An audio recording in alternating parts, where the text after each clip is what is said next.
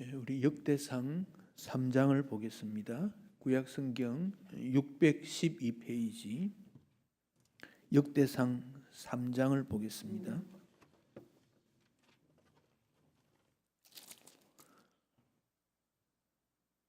1절에서 9절까지 우리가 교독하도록 하겠습니다.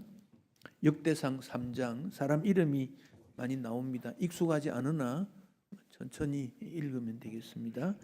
3장 1절로 9절까지 교독하겠습니다. 다윗이 헤블론에서 낳은 아들들은 이러하니 맏아들은 암논이라 이스라엘 여인 아히노암의 소생이요 둘째는 다니엘이라 갈멜 여인 아비가일의 소생이요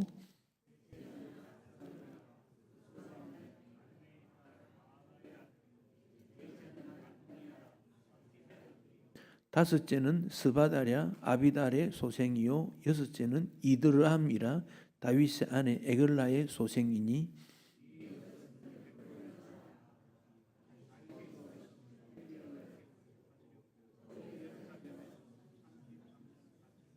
예루살렘에서 그가 낳은 아들들은 이러하니 시므아와 소밥과 나단과 솔로몬 네 사람은 다 암미엘의 딸 바수바의 소생이요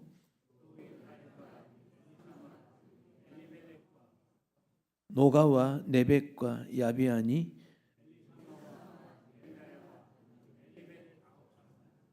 함께 읽습니다. 다 다윗의 아들이요 그들의 누이는 다말이며 이 외에 또 소실의 아들이 있었더라.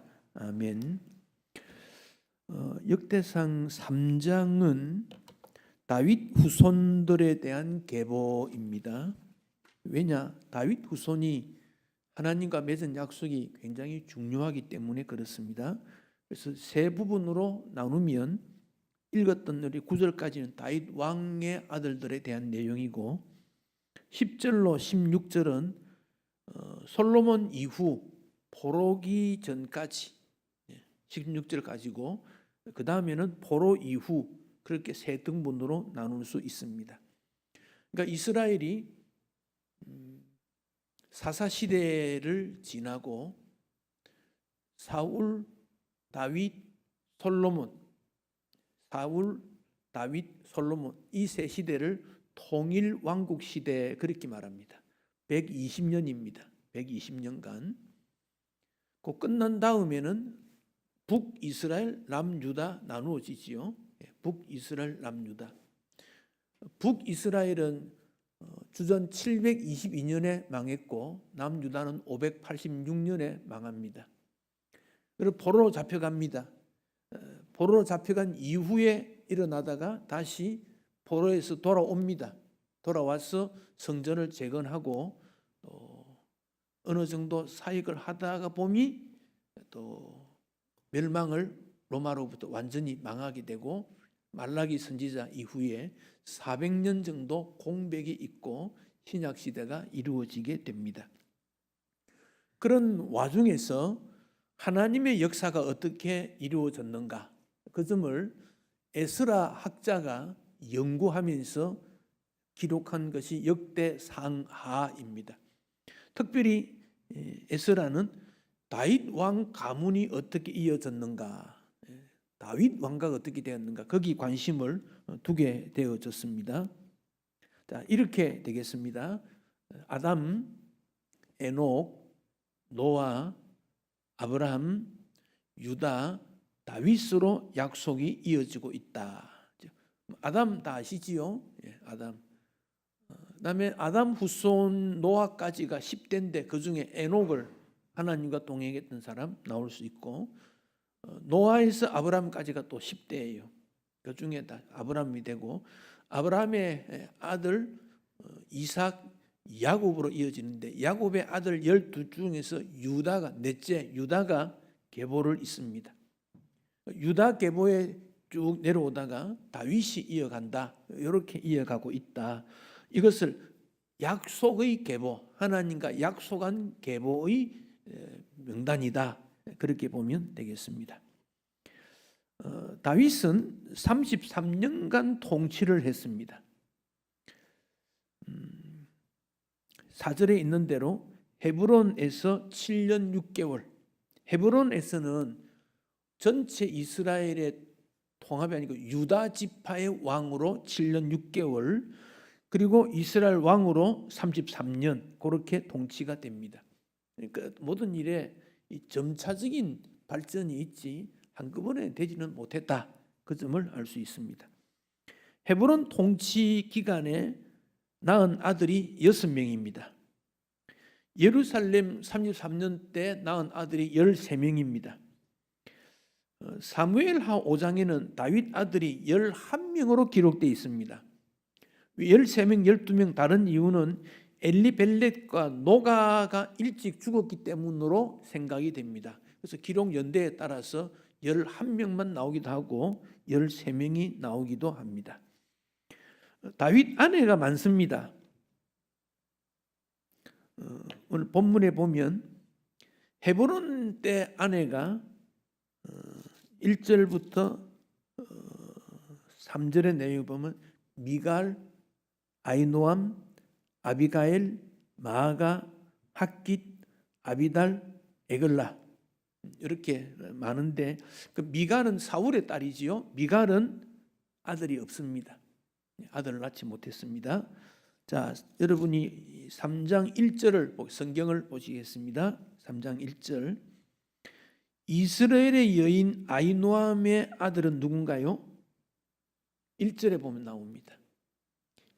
이스라엘 아이노암의 아들은 누군가요? 암몬이지. 암몬. 맏아들 암몬 나오지요? 맏아들 암몬이라 이스라엘 여인 아이노암의 소생 나오지. 암몬이 첫째지요. 이 암논이 그 이복 여인 이복 여동생이지요. 다말을 강간했기 때문에 압살롬에 의해서 살해를 당한 그가 암논입니다. 암논. 그 다음에 또 묻겠습니다.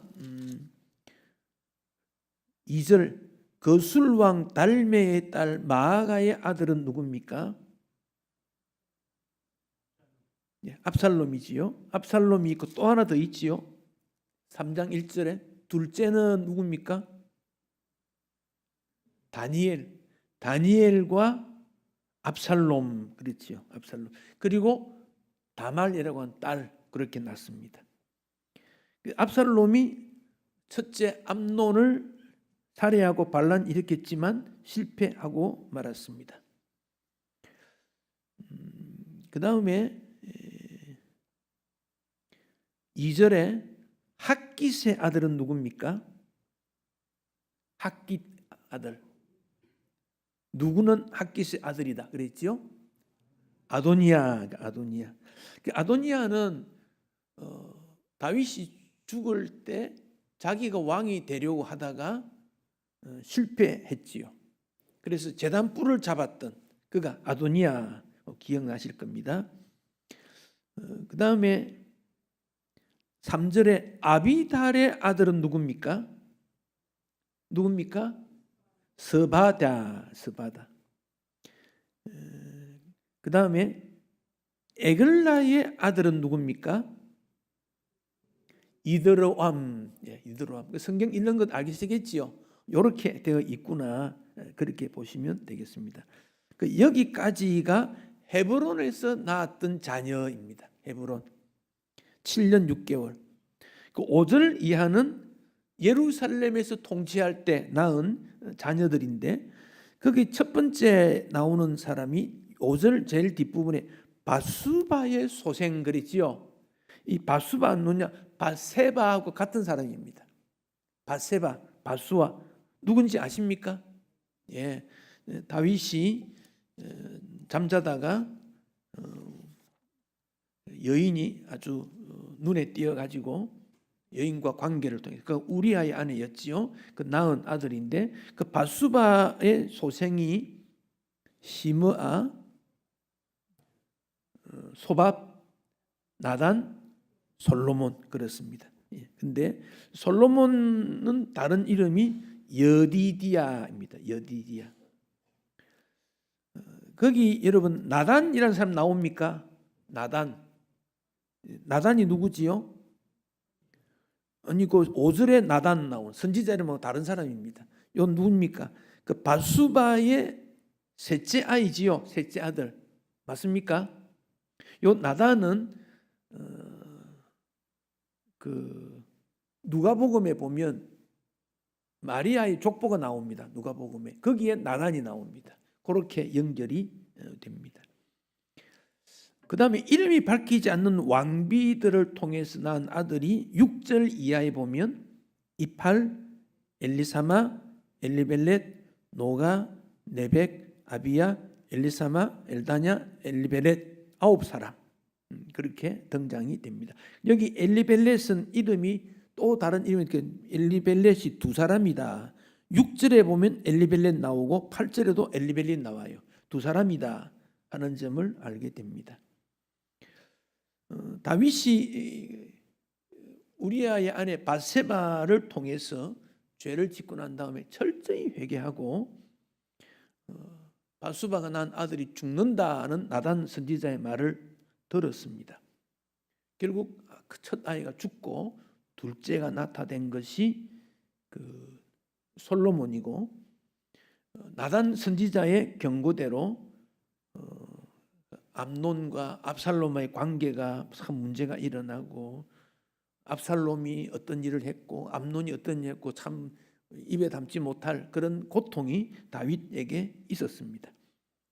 다윗이 나중에 왕궁으로 돌아오는데 요압이라고 하는 그 장군의 권세에 눌려져 있으므로 죽을 때 솔로몬에게 요압을 처리해라라는 유언을 남깁니다. 그래서 다윗이 훌륭한 왕이었지만 그의 죄 때문에 간음죄, 살인죄 때문에 평생 고통을 받았습니다. 솔로몬이 왕이 되고 그 후 바벨론 포로 때까지 이 왕권은 계속 이어져 가는데 하나님께서 다윗 개인은 징계했지만은 언약은 계속 이어졌다. 그 점을 우리가 알 수 있습니다. 10절 이하는 솔로몬에 대한 내용입니다. 그 전에 솔로몬 하기 전에 그 사울은 왜 안 나오느냐? 사울 초대 왕인데 사울의 죄는 교만, 불순종, 살인 그런 일들이 그에게 많습니다. 그리고 이 사울은 회개하지 않았다 하는 게 사울과 다윗의 큰 차이점입니다. 그래서 버림을 받은 겁니다. 회개하지 않았다. 그게 핵심입니다.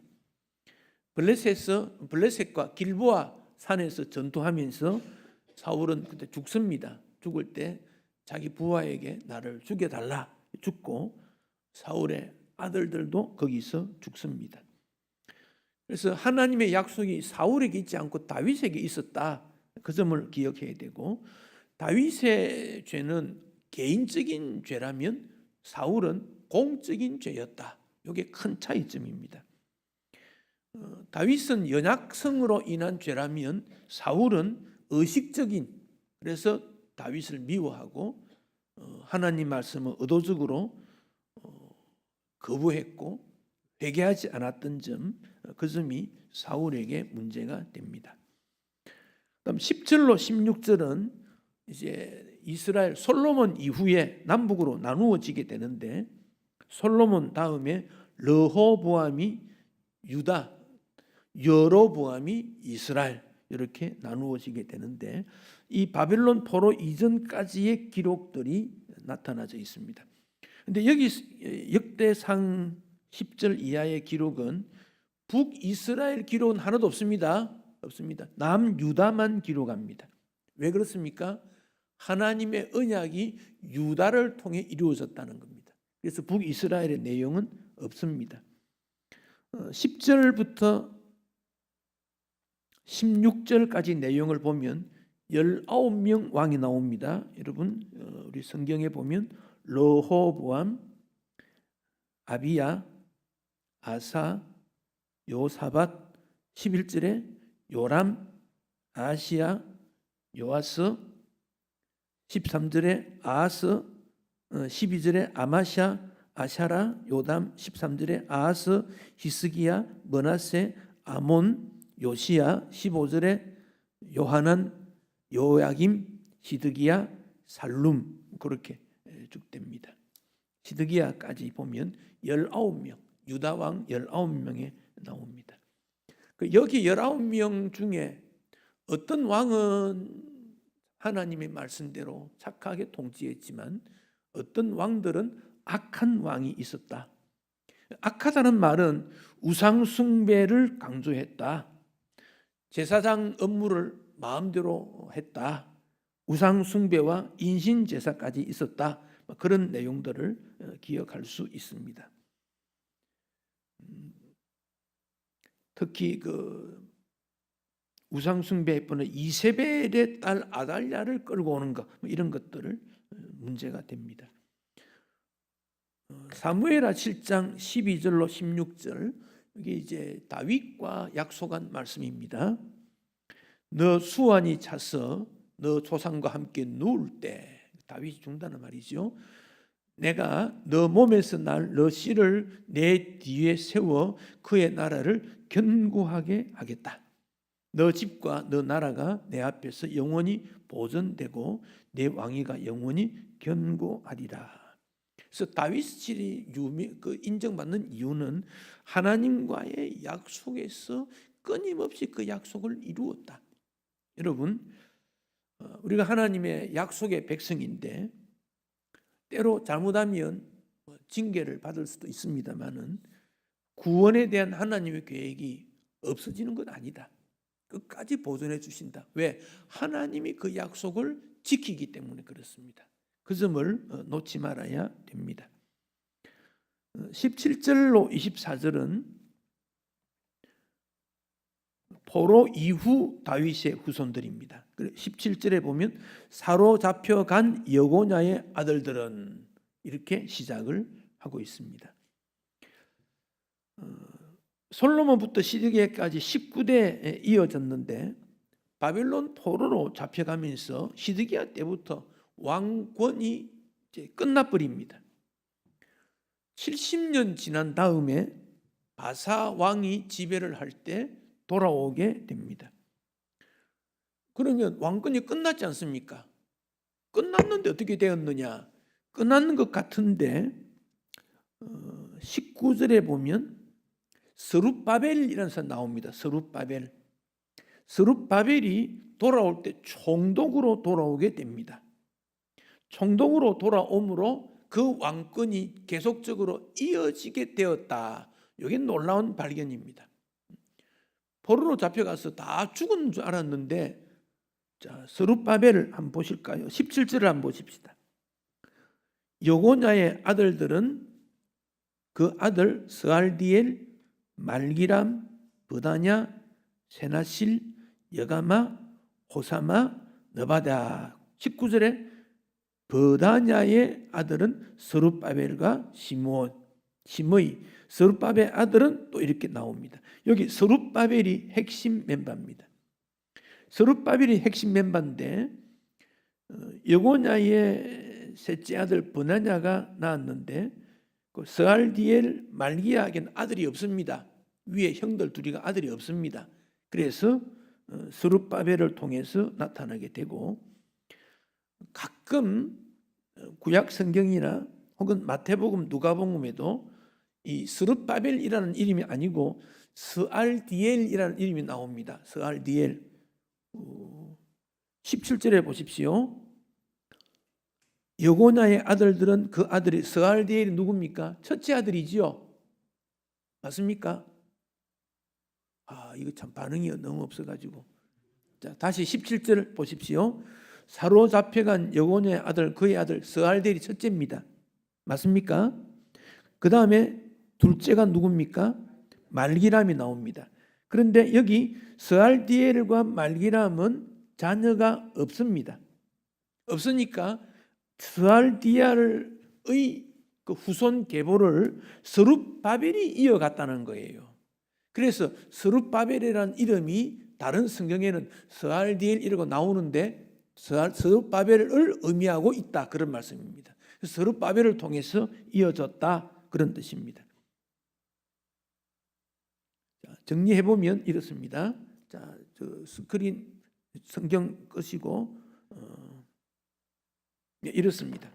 다윗 이후에는 여고냐 혹은 여야긴, 여고냐는 바벨론 사람 이름 바꾼 거니까 여고냐, 스알디엘, 스룹바벨 이렇게 이어졌다. 그 점은 기억하면 되겠습니다. 역대상 3장에서 우리가 배우는 것은 유다의 범죄로 징계를 받았습니다. 포로로 잡혀갔습니다. 얼마? 70년간입니다. 70년, 왜 70년일까요? 70년. 7은 성경에서 무슨 말이지요? 완전수이도 하고 안식년이 개념이지요. 7 곱하기 10이지요. 안식년이 10번 지나간 거예요. 그 70년이에요. 70년 지난 다음에 하나님 앞에서 회복되는 그런 일들이 있어졌다. 앞에 말씀드렸듯이 역대기는 유다 백성들이 바벨론 포로에 잡혀갔다가 돌아온 다음에 에스라에 의해서 기록이 되었습니다. 그때 에스라가 유다를 바라볼 때에는 감사한 마음은 있지만은 나라가 질서가 없고 주변 민족들의 도전이 심하고 예루살렘 성도 무너졌고 예루살렘 성전도 파괴되었고 돌아온 그들이 열정은 있는데 힘이 없는 거예요. 성전을 재건하고 성을 쌓으려면 힘이 있고 능력이 있어야지요. 아무것도 하지 못하는 거예요. 그래서 그들이 생각할 때 왜 우리가 나라를 잃어야 되고 포로로 잡혀갔는가 이런 의문을 가지게 됩니다. 그때 에스라가 하나님의 약속이라는 것은 지속적으로 이어가게 된 거다. 하나님께서 지속적으로 우리를 붙들어 주었기 때문에 포로에서 돌아올 수 있었지, 그렇지 않으면 돌아올 수 없었을 거다. 그 약속을 다시 한번 찾아라. 우리가 어떤 존재인지 기억해라. 내가 누구냐? 그 점을 기억해라는 겁니다. 그게 역대상의 기록 목적입니다. 여러분, 성경에 사람 이름들이 많이 나오는데 어떤 사람은 긍정적이지만 어떤 사람들은 부정적으로 표현됩니다.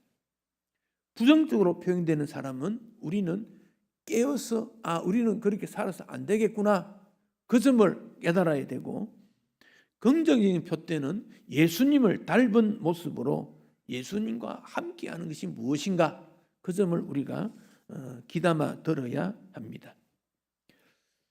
역대상 3장 내용은 여기까지 잠시 말씀을 드리고 우리 교회의 현황 문제를 조금 나눌까 생각합니다. 교회에서 지도력 교체는 사람을 바꿀 수도 있고 바뀔 수도 있고 제도가 바뀔 수도 있습니다. 지금 우리가 그런 때 있습니다. 조금 우리가 마음의 유연성을 가지고 오늘 이렇게 혼탁한 시대에 교회다움을 어떻게 만들어낼 것인가, 이 고민이 우리에게 있습니다. 우리 한국의 현실은 양극화 현상입니다. 경제가 아주 발전했지만 빈부 차이가 더 심하고 사회적으로 아주 이렇게 나누어서 있는 그런 모습이고, 기독교 안에서도 대형 교회와 작은 교회는 격차가 아주 심합니다. 지금 대형 교회는 아주 커져가고 그 안에서도 일어나는 문제가 많고, 작은 교회는 정말 숨을 못 쉬는 그런 경우, 대형, 소형, 대소의 갈등이 있고, 또 하나 보수와 진보라는 갈등이 있습니다. 성경을 어떤 관점에서 보느냐, 이걸 말합니다. 정치적인 보수, 진보를 말하는 게 아닙니다. 하나님 말씀을 어떻게 보느냐에 따라 보수, 갈등, 또 정치적인 흐름이 교회 안에까지 들어와 있습니다. 이런 경우에 한국 교회가 어느 길로 가야 될 것인가, 그 고민이 있고, 교회 목적은 여러분 성장보다는 성숙이어야 합니다. 성장이라는 것은 경쟁을 의미하고 높은 숫자를 말합니다. 교인 쟁탈전입니다. 예수 믿는 사람이 다 있는데 어느 교회에 많이 있느냐? 그건 쟁탈입니다. 경쟁을 추구하다 보면 값싼 은혜에 따라서 거기다 보면 목사를 바라보는 관점도 학위나 스펙에 치우쳐가는 이런 일이 있습니다. 교회 모든 일을 재정에다가 두고 돈에다가 기준을 할 수가 있습니다. 그렇기 때문에 성장이 아니고 성숙에 관심을 두어야 하고, 이 일에 목사가 핵심인데, 목사에게 주어진 십자가의 신앙과 부활의 신앙을 어떻게 이어갈 것인가, 그 점을 깊이 간섭해야 합니다. 잘못하면 이런 일이 영적 침체로 이어가기 때문에 예수님 말씀하신 새 포도주는 새 부대에 담아야 된다. 목사만 바뀐다고 해서 교회가 새로워지느냐? 그렇지 않습니다. 우리 모두가 바뀌어져야 됩니다. 하나만 잘 된다고 되느냐?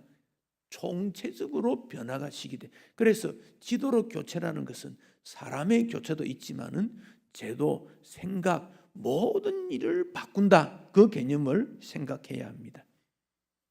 제가 어떤 글을 보니까 목회가 참 어렵고 목사는 고독하다, 이런 글을 제가 봤습니다. 그가 뭐 한 열 몇 가지 어려운 점을 나열했더라고요.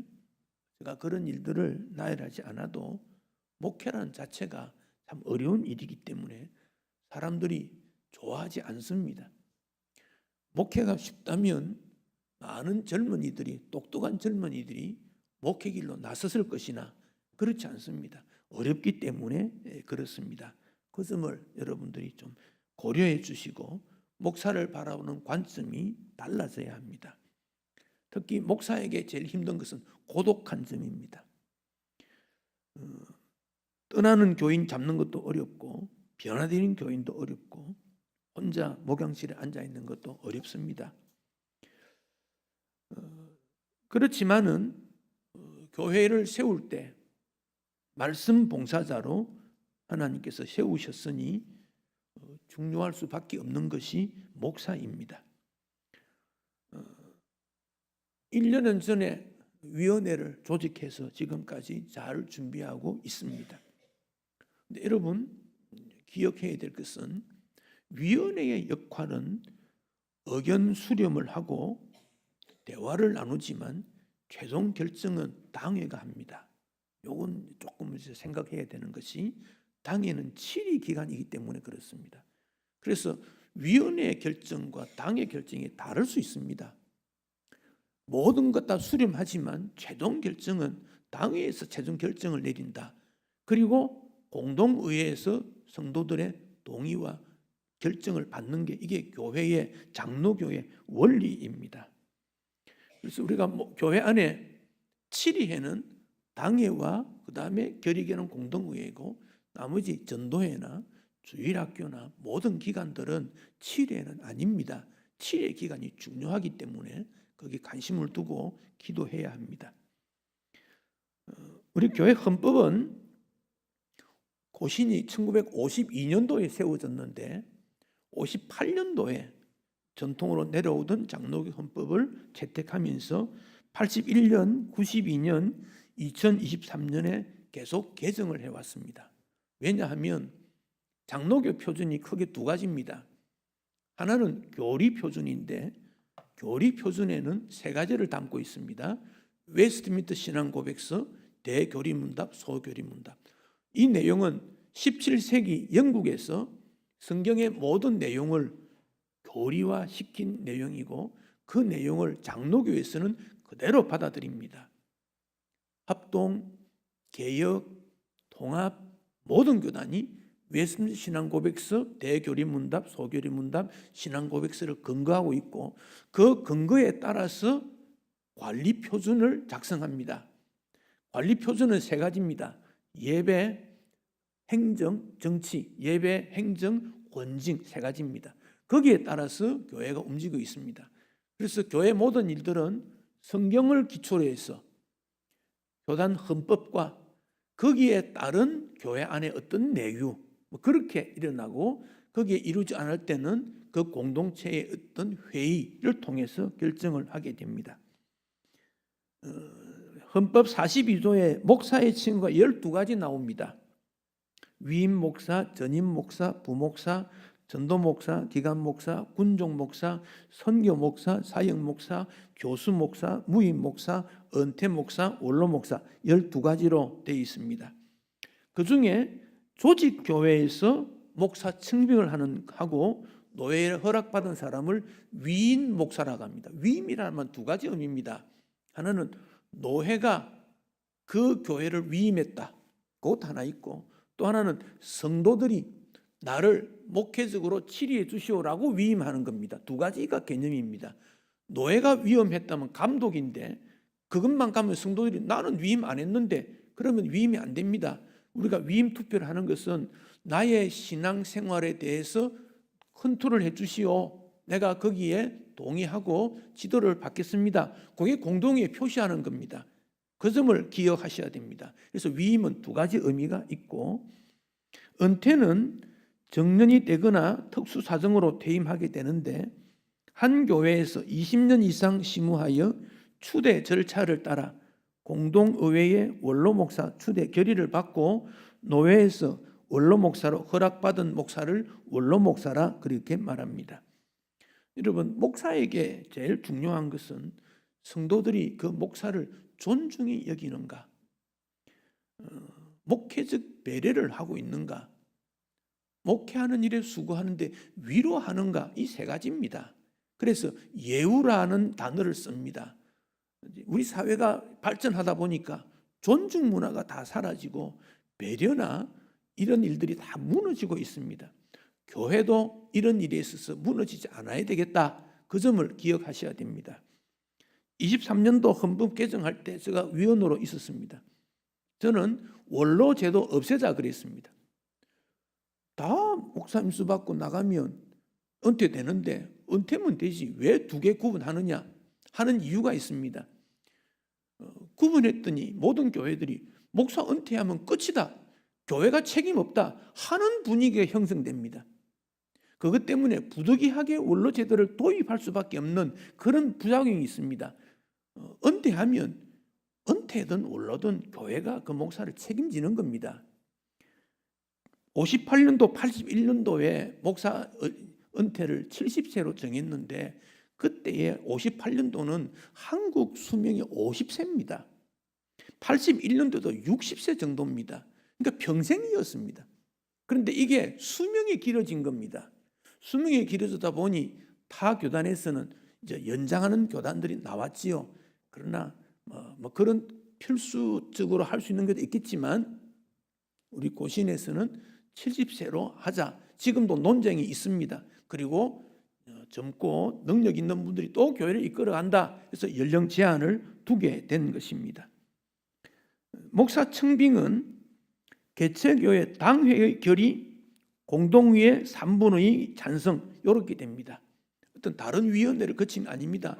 다른 위원회 의견을 다 주었지만은 당회의 결의가 있어야 됩니다. 그리고 공동의회 3분의 결의가 됩니다. 결의하고 난 다음에 교인들이 서명 날인을 합니다. 내가 동의했다. 그 동의서는 찬성 반대했던 관계없이 동의서를 하면 시찰에 격려해서 노회에 요청을 하게 됩니다. 참고로 할 것은 51조 1항에 공동의회에서 목사의 청빙 투표를 하며 3분의 2 이상이 찬성할지라도 소수가 심히 반대하는 경우 회장은 연기하도록 권함이 가하나 다수가 양보하지 않으면 화합하도록 권면한다. 이제 이 투표할 때 생각이 다르다는 거예요. 내 생각이 다르다는 거 아닙니까? 나는 이게 좋다. 나는 이게 좋다. 이걸 어떻게 모을 거냐는 겁니다. 제가 여러분에게 부탁드리는 건 이겁니다. 내 생각과 다를 수 있다. 하나님의 뜻이 내 생각과 다를 수 있어요. 그런데 내 생각으로 고집하면 이게 안 된다는 거지요. 나는 이것이라고 판단했는데 하나님은 저렇게 나타날 수 있어요. 그러면 하나님의 뜻을 받아들여야지요. 구약시대는 제비 뽑기 방법으로 결정을 했습니다. 그 방법이 뭔지 지금도 모릅니다. 제사장이 갖고 있는 우림과 둠빔이라고 하는 돌을 갖고 있을 때 어떤 문제가 있을 때 그걸 뽑았는데 이게 뭐 색깔이 변했는지 혹은 선택했는지 그건 잘 모릅니다만은 하나님에게 전적으로 맡겼다는 겁니다. 그럼 신약 시대는 어떻게 하느냐?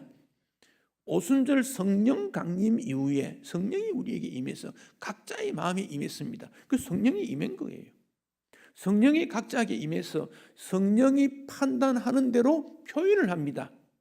만약에 한 10사람 정도로 모여갖고 결정했다면 잘못될 수도 있다 생각할 수 있지만 적어도 100여 명 모여서 의사를 표현했다면 거기에 성령이 역사하지 않는 양심에 비양심적인 사람이 있다 할지라도 상당수가 모였을 때는 성령이 역사했다고 기준을 두는 겁니다. 그래서 세례교인 이상 그 교회 6개월 이상 출석하는 자, 그 기준하는 이유가 거기에 있습니다. 그랬을 때 그 결과를 모두가 받아들이는 겁니다. 찬성도 받아들이고 반대도 받아들이고 연기도 받아들이고 그 공동체의 이유가 거기에 있습니다.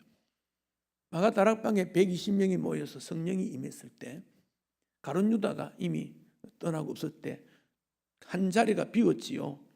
후보 2사람을 내세웠습니다. 2사람 모두 다 동일합니다. 세례 요한 때부터 예수님의 부활까지 그 일들을 다 보았고 예수님과 함께 했고 믿음 있는 사람을 2사람 세웠는데 성령께서 기도하게 한 다음에 한 사람을 선택했다. 모두가 동의한 거예요. 그때 표가 어떻게 되는지 모릅니다. 어떤 방식인지 모르지만 성령께서 역사했다. 그래서 여러분 기도할 것은 성령께서 이 교회를 앞으로 이끌어갈 목사를 보내어 주십시오. 그 기도입니다. 누가 되게 해주세요. 누가 안 되게 해서 그 기도하지 마세요. 성령께서 원하는 게 무엇입니까? 성령께서 원하는 게 무엇입니까? 그 성령이 원하신다면 내 생각과 다를 수도 있고 같을 수도 있어요. 내 생각과 같으면 더 말할 것도 없지요. 다를 수 있는 것도 받아들여야 됩니다. 그게 성령의 역사하는 교회다. 그 점을 생각하게 됩니다. 제가 듣기로 우리 교회의 상당수의 담임 목사가 되겠다는 사람이 접촉을 해왔다고 들었습니다. 그리고 1차, 2차 해서 3사람으로 압축을 했는데 이 3사람 압축은 뭐 어느 정도 수준이 다 된다고 3사람으로 압축했다고 여겨집니다. 이것을 이제 여러분에게 내세워서 5월 둘째, 셋째, 넷째, 오후 예배 때 설교를 하게 됩니다. 설교를 할 때 여러분이 듣고 저분의 교회관, 신앙관, 혹은 나라 애국심, 성경관 그런 것들을 잘 체크하십시오. 그 전까지는 여러분이 마음 놓고 평가하셔도 됩니다. 그러나 어느 목사든지 확정이 된다면 여러분의 그런 생각을 내려놓고 그 지도에 따라야 합니다.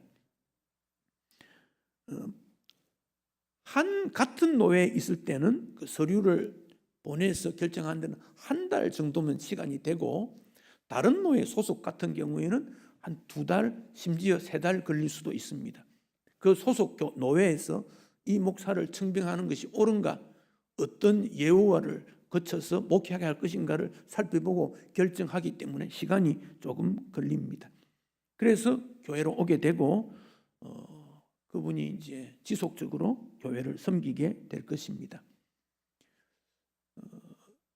목사 70이라는 게 어떻게 보면 높은 나이지만 어떻게 보면 또 아직 높지 않는 그런 거고 나이 들수록 목회는 익숙하게 될 수 있으나 그러나 50, 60, 한 20년 어간이 목회의 최절정기라고 저는 생각이 듭니다. 후임 목사가 결정이 되면 우리에게 오게 되면 한 3, 4개월 정도로 제 목회적 인수를 하게 되고 저는 가을 노회 지나고 적절 시기에 은퇴하게 될 것입니다. 그동안 제가 온 기간은 시간은 좀 됩니다. 제가 92년 8월 3일에 이사가 왔는데 꽤 시간은 흘렀고 교회가 여기까지 오는데 참 험한 일들이 꽤 있었고 힘든 일이 있었지만 주님이 인도하여 여기까지 왔고 또 목회를 도우신 분들 우리 가운데 많이 계셔서 감사한 마음을 가집니다. 목사를 돕는 자에게 주님이 약속하신 선지자의 상이 있다고 저는 생각합니다. 이제는 5월, 6월 동안은 그 목사 청빙하는 일에 좀 집중해 주시고 교회의 다른 일들은 조금 자제하면 좋겠다. 저는 그런 생각이 듭니다. 일을 통해서 어떤 갈등이 일어나면 안 되니까 가장 기본적인 예배, 기도, 교육, 선교 뭐 이런 내용들은 좀 우리가 계속 해야 되는데 그 외에 새로운 일들은 조금 이렇게 하지 않는 게 좋겠다. 그렇게 생각이 들고 그다음에 이 문제를 두고 성도 간에 대화를 하게 될 때 굉장히 조심스러워야 됩니다. 자기 주장하는 것 절대 하지 마시고 주님께서 어떻게 인도해 주시는가 그런 관점에서 예를 들면 어떤 분이 와 설교를 했더니 느낀 반응은 있지요. 나는 이렇게 느꼈다. 너는 이렇게 있는데 그런 것들이 논쟁이 되면 안 됩니다. 아, 그분 좋은 점이 이런 점이 좋은 점이 있구나. 거기에 끝나야 됩니다. 이런 과정에 있어서 문제가 되는 것이 무엇입니까? 성도들의 생각이 분열되는 겁니다. 분열되는 것. 분열이 장점일 수도 있고 단점일 수도 있는데 단점되는 일이 더 많기 때문에 나누어지는 것을 조심해야 합니다. 그렇다면 대화할 때 조심하는 방법밖에 없습니다. 내 생각을 밖으로 표현하지 않으면 돼요. 짐작하는 건 할 수 있어요. 그렇구나. 그런데 입 밖으로 나오면 그 말이 듣는 사람이 아, 저 사람은 저렇다더라 저렇다더라 이게 오해가 되고 자꾸 커집니다. 그래서 대화를 좀 적게 하는 것이 좋고 대화하기보다는 하나님 앞에 기도하는 것이 훨씬 좋다고 생각합니다. 주님이 언제 재림하실지 모르지만 그때까지 교회는 지속된다고 저는 생각합니다. 역사적으로 볼 때 지금 교회 역사가 2000년인데 어느 지역의 교회가 부흥했다가 성령의 역사가 왜 사라지겠습니까? 소속되어 있는 소속원들에게 문제가 있으니까 요한계시록에 있는 대로 예수님이 촛대를 옮기게 되면 교회는 사라집니다.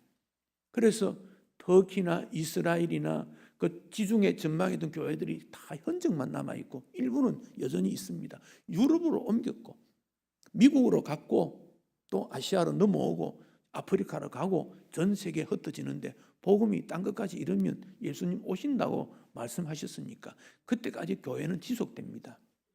산에 올라가면 아름드리 큰 나무가 있느냐 하면 아주 가는 나무도 있습니다. 큰 나무는 때가 되면 또 고목이 됩니다. 그러면 땅을 또 지키고 있지요. 작은 나무는 보잘것없지만 때가 되면 또 굵어져서 산을 지키게 됩니다. 우리가 볼 때 아이고 저 사람 미약한데 나중에는 거목이 됩니다. 그래서 내가 많이 알고 역사가 있고 책임이 많고 그럴수록 조심해야 합니다. 또 경험이 없고 새로운 아이디어가 있고 그런 분도 조심스럽게 이 문제를 접근해야 합니다. 지도력의 교체는 단순히 목사가 은퇴하고 청빙하고 끝나지 않습니다. 교회가 변화 발전되는 기회가 됩니다. 새로운 도약이 되고 하나님의 은혜가 임하고 교회답게 시대적 사명을 감당하는 그게 지도력 교체기라는 겁니다. 전반적인 교회 전반이 새롭게 될 수 있는 기회가 지금입니다. 그래서 주님이 좋아하시는 게 교회 개척하는 거, 교회 건축하는 거, 일꾼 세우는 거 세 가지인데 목사도 마찬가지입니다. 매우 중요한 시기임을 기억하고 우리가 긴장감과 조심성 있게 접근해서 하나님의 약속이 어떻게 이어져 갈 것인가. 그 누구도 태어날 때부터 나는 강서교회 목사로 섬길 거야 그런 사람 아무도 없습니다. 그런데 흘러서 인도함을 받다 보니 목회를 하게 되고 여기서 장로가 되고 집사가 되고 권사가 되고 됩니다. 모두가 소중합니다. 한 사람도 소중하지 않은 사람 아무도 없습니다. 주님이 그렇게 보시기 때문에 그렇습니다. 한 사람의 소중을 기억할 때 그를 품 안을 수 있고 그를 찾고 우리 같이 내 생각과 다르지만 너도 나와 형제요 하나님 나라 백성이요 일꾼이다 함께 일해야 된다 그 마음이 이어야 됩니다. 그게 배려고 존중입니다. 그리스도인의 예의입니다. 그렇게 해서 아름다운 교회를 이루면 세대를 걸러가면서 더 멋진 교회가 되리라 확신합니다. 하나님의 언약의 약속 놓치지 않는 그런 교회가 되시면 좋겠습니다. 181장